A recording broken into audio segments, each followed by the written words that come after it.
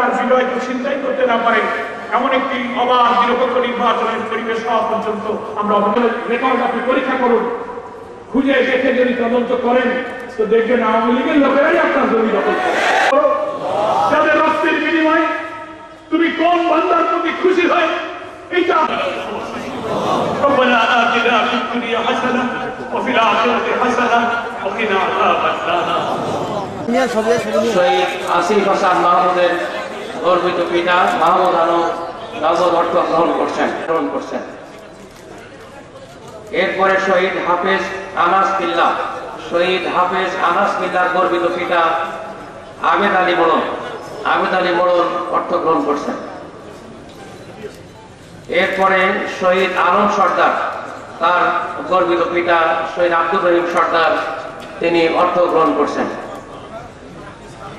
আমরা সম্মানিত শহীদ পরিবার প্রতিষ্ঠার মাধ্যমে স্বাধীন সার্বভৌম বাংলাদেশ গড়ে তোলার প্রত্যয় ব্যক্ত করছি। বাংলাদেশ দেশটাকে সর্বনাশের সকল আয়োজন প্রায় সমাপ্তির দিকে নিয়ে গিয়েছিল শেখ হাসিনা।